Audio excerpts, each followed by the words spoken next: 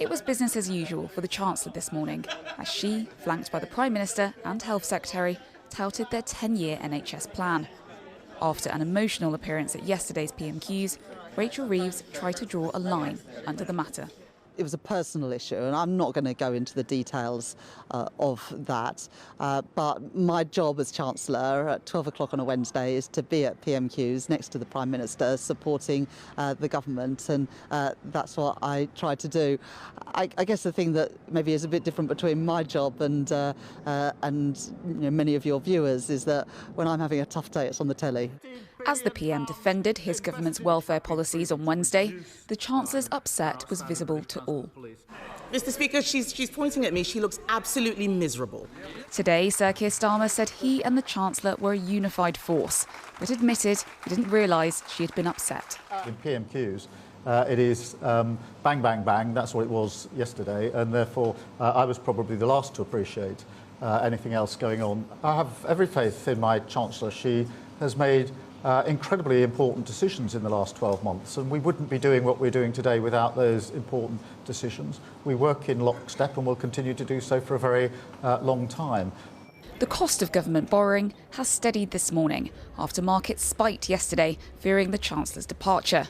But experts warn tax rises will be inevitable. Ironically, even though it was clearly a very difficult day for Rachel Reeves yesterday, I'd say at this moment in time, her position and her arguments have been strengthened. The Treasury was already on a bit of a financial precipice before those welfare changes were scaled back. That only gets harder as a result of those changes. So I think everyone needs to be braced for tax rises in the budget later this year. The Prime Minister has tied his fate to the Chancellor.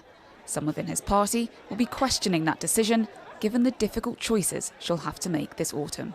Jasmine Cameron-Chaleshi, ITV News, Westminster. Our political correspondent Carl Dinnan is at Westminster. Carl, this government's been in power for a year now, given what we've seen in the last week or so. What might the next 12 months look like?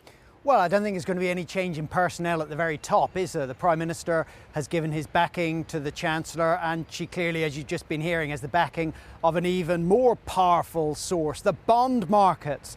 The UK, like so many Western nations, is heavily indebted, so governments really do have to listen to what the bond markets, the people who are lending the government money, have to say. Remember, when they didn't like Liz Truss, she went. When they didn't like what Donald Trump was doing, he U-turned on tariffs. So she has the backing of the bond market, so I think she's safe in her position. But what she does is going to have to change. As you heard in Jasmine's report, just about everyone expects some kind of tax rises. But there are also things that the government might wanted to have done that they're not now going to be able to do. Things like perhaps reversing the two-child benefit cap. I'm not sure they can afford to do that anymore.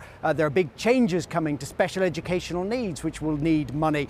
That could also be more difficult. So the Chancellor is in a very, very difficult spot.